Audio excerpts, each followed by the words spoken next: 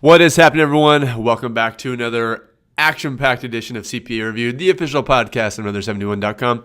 As always, I am your humble host. Hi, Jeff Elliott, a licensed CPA in the state of Kansas, much to the chagrin of a few, I'm sure. Welcome to the new office. As you can see, it is well decorated. So, another 71 studios. All right. All right, on today's podcast, we got some questions. Hope you have some questions. Hopefully, I have some answers. You can hit me up on the podcast hotline, area code 323-834-9132. Or you can go to Another71.com, click in the upper right-hand corner, Ask Jeff, and it will appear in a future edition of the podcast. So we got some questions. Here we go. Tressa writes, I've decided to get back to studying for the CPA exam after a 3-year hiatus. Given the exam changes and the upcoming exam changes, where do I start? I plan to use your study materials and am excited to get started. What advice do you have for people coming back to testing after a long break? What is the best section to start with? The hardest part is just starting again, because you go from not studying, not being in the exam studying routine. It's this mental shift. You cannot study for the CPA exam halfway. You either do it or don't. If you do it halfway, you're going to drag along for several years. All else being equal, I would just start with financial accounting and reporting. It's generally the hardest one, or the one that people struggle with the most, and I would just knock that out of the way first. What I would do, I would research review courses, watch demos, get one that matches your budget. Do you want to go into debt? Are you going to use a credit card? Are you going to pay cash? And use your budget, or that matches your budget and your learning style. So, but get a good review course and just jump back into it. Just get her done. Rue writes, I did a simulated practice exam and got a 48%. I reworked all the problems and got 100%. Do I keep doing this until exam day? No. I do not recommend doing practice exams because, number one, the examiners don't grade your exam as a percentage. So if you score a 75, it's not a 75%. Any practice exam you do is going to be a percentage. And number two, let's say that you do really well on the practice exam. It doesn't use the same, it doesn't use psychometrics, and so it's not even weighted like the real exam. And let's say you score well. What does that really tell you? Or let's say that you score poorly. What does that tell you? In both cases, nothing. And so I would do highly targeted mini testlets, like 20, over a specific topic. So say governmental accounting. I would just do 20 governmental accounting questions in study mode. And if you're scoring like 70%-ish, then move on. If not, keep doing them in study mode. Snehal writes, I'm studying audit. I failed twice with the scores of 66 and 70. I know most of the scores. I know most of the questions and answers from Wiley. What's the best way to study audit?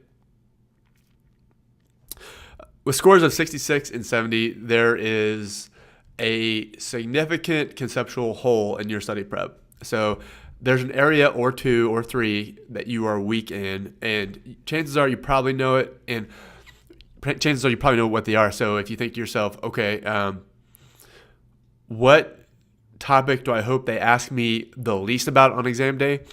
That's one of your weak topics. So if you have review videos, you need to watch them, you need to take notes.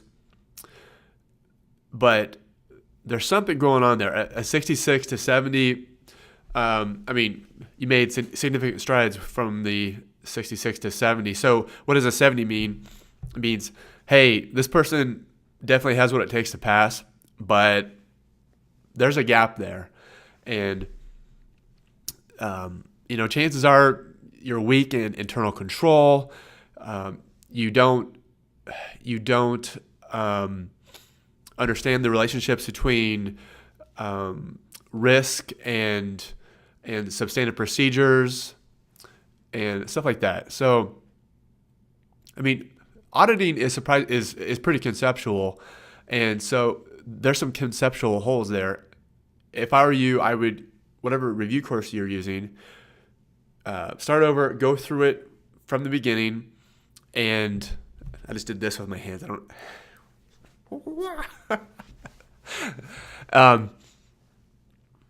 Go through it from the beginning. Don't cut any corners. So do exactly what you did to get the 70, but then you need to do something else. So marketing alert, maybe add like the study materials from the 10-point combo, the Wiley questions, etc. But anyway, do exactly what you did to score the 70 and then some. But whatever those conceptual holes are, you really need to hit those hard. And if you do that, I think you'll have better success. Johnny writes, do you think it's necessary to refrain from social media while studying for the CPA exam? I check Twitter a lot throughout the day and follow several blogs. I know you've said it takes sacrifice to be able to get through studying. Would you say that sacrifice also applies to Twitter and the news and blogs? Well, for every minute you spend on social media, jacking around on Facebook, reading about people's puppies and some motivational quote involving a sunrise and you get knocked down 3 times what you get up 4 type of stuff. For every minute that you spend doing that, that's a minute that you could have spent, I guess you're on your phone. So, like, let's say that you have the Ninja Notes on your shattered iPhone. I don't know if you can see that. There we go. On your shattered iPhone. But every minute that you spend on stuff that does not matter, that's really just a time suck. That's what it is. It's a time suck. And every minute that you spend doing that, that's a minute that you could have spent doing stuff that matters, like stuff that adds value to your day. And so I would stop. Well, okay, if you're on Twitter, like let's say that you follow Twitter because, like for instance, I follow really 2 sports, college football and mixed martial arts. And so on my phone, I have whatever app I use. I have everyone that I follow for MMA. And so I'll check it like a couple times a week. And that's it. Versus, so like, if you have a reason for checking Twitter, then organize it so that you can quickly get what you want. Versus like, I don't know, let's say you follow 2,000 people or something. Who cares what they all have to say? So if you have a specific purpose, then like for instance, you should follow me on Twitter because I have very important things to say. I promise. Really, I just set Twitter up so whenever there's a new blog post, it hits Twitter. That's about the extent of my Twitterisms, my tweets. But and I think people can get bogged down in the Another 71 forum and use that as a time waste as well. But although if you are going to waste your time, please do it in the Another 71 forum. So, but you have to cut out all social media, not all of it, but a lot of it, because if this exam were easy, everyone would do it. If this exam didn't take discipline, did not take time prioritization, anyone could pass it. So, anyway, I would really rethink your social media. I would stay off Facebook, except for following, or except for the Another 71 page on Facebook. I would stay off Facebook. Like I said, Facebook's all right. Roberto writes, I'm taking BEC in a month for the 3rd time. The first time I studied half my book and scored a 65. The second time I watched all the videos and got a 50. Do you have any suggestions for me? Will the ninja system work for me? Roberto, I don't think that you are spending the requisite time. I mean, I think you need to watch all your videos. I mean, watching the videos, you have to take notes. You have to work all the multiple choice questions. Will the Ninja system work? Like the Ninja framework? Yes, it does work. If you follow it, you have to put in like 110% effort, not 65%. Like the Ninja framework is a way for you to methodically study. It's not going to compensate for lack of adequate study prep. So Megan says, I'm getting really frustrated with studying FAR. I put in over 75 hours of studying, and I've only covered 34% of the material. I feel like I'm spending too much time on the sections, but I'm terrified to move on until I'm comfortable with what I'm working on. What advice do you have? We, I guess, particularly as accountants, we are obsessive compulsive, and so we won't move on until we just feel like we're experts in the topic. So, and this affects us on exam day because we'll start our testlet, we'll start our exam, and so we hit question 5, and we cannot get the calculation to question 5 to come out, and we'll sit there and obsess over it, and just freak out and just get pissed, and then that ends up So we spend like 5 minutes on question 5. And then that just sets the tone for the rest of the exam, and we end up with a 69. So how that correlates, or the parallel into studying is, I just did that.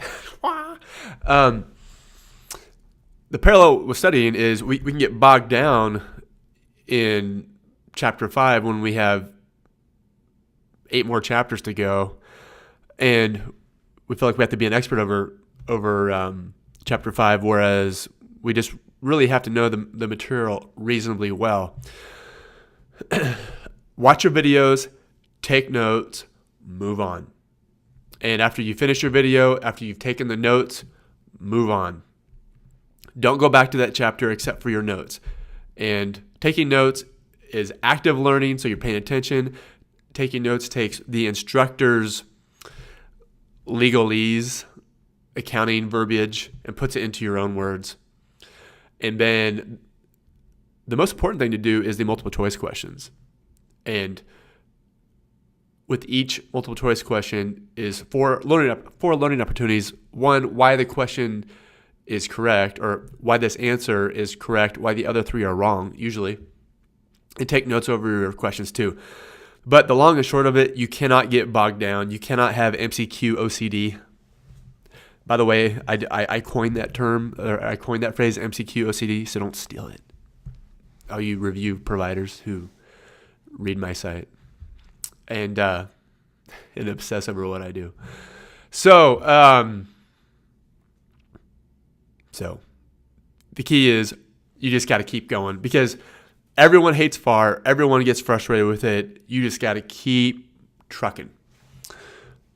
Rob writes, what is the most efficient and effective study strategy for governmental and not-for-profit accounting? I'm going through this stuff and I'm hitting a brick wall because my mind is numb. Do you have any accelerated way of moving through this stuff? Rob, that is an excellent question, because I now have Ninja Blitz. My Ninja Blitz videos. So if you buy a 10-point combo, even the 10-point combo light, you get access to Ninja Blitz videos. And actually FAR is 100% done. So the other ones are, I'm adding videos to the other sections daily, but FAR is 100% complete. So Ninja Blitz could be an option for you. People seem to really like it.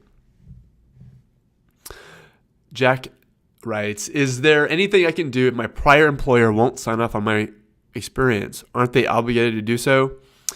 I keep sending them the form to fill out, and 5 months later, still nothing.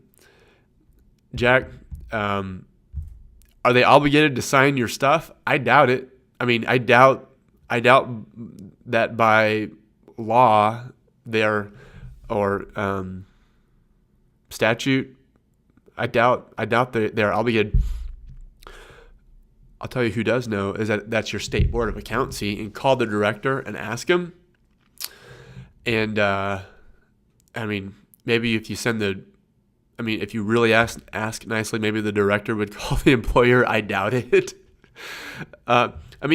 You don't work there anymore, and I don't know why you left. Either you didn't like them or they didn't like you. But if you ditch them for greener pastures, if they have 100 things to get done during the day, filling out a form for a former employee is probably not high on their list. So, what I would do is call them and see if you can buy them lunch. And assuming that you're still on speaking terms, and then get it done that way. You're going to have to go above and beyond to get a former employer to sign off on something. Although my former employer signed off on mine, but maybe that's just because I'm a nice guy. Actually, they were nice. I was at their mercy, and they were nice. That's the real story there. Caitlin writes, I have a complete video course from 2010 that I never got around to using, but I'm going to start studying for the exam soon. Do you think I should buy an updated package, or can I get by with 2010 materials if I add Ninja and Wiley?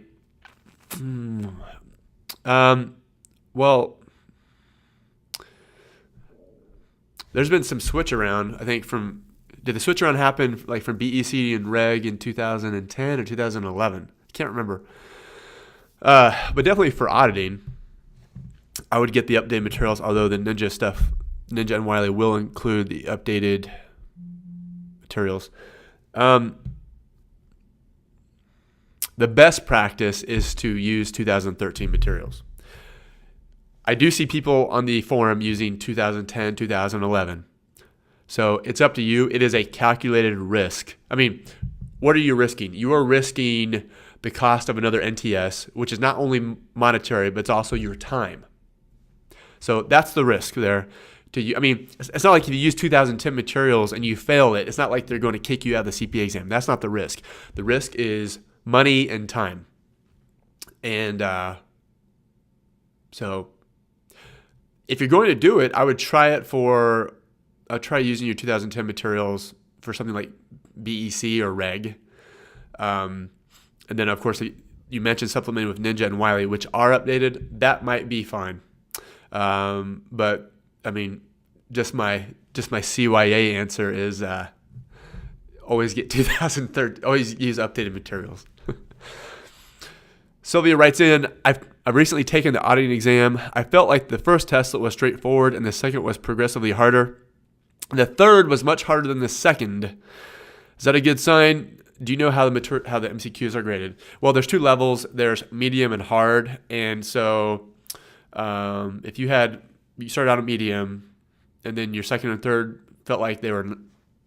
if your third one felt like a nightmare, that's usually a good sign. If you just coast through your exam and it's like, oh man, that was just so easy, that might be cause for concern. If a couple of your tests were nightmares, that's a good sign. And how they are graded, I think up to 15 to 20% are pretest, which means that they don't count. They're checking to see if they want to include them in the future. And as you move into the harder testlets, the questions are wordier, they're more difficult, and they're worth more points. So that's how that works. How are we doing on time? All right, 20 minutes. That's a good amount. All right, everyone, send your questions and comments. Go to another71.com. Ask Jeff, the upper right-hand corner, and it will appear in a future edition of the podcast. Or give me a call. Hit me on the podcast hotline, the Ninja hotline, area code 323-834-9132. That's a California number, and I'm rocking it here in Topeka, Kansas. All right, have a good week, everyone. Be good. Take care. I will talk to you soon.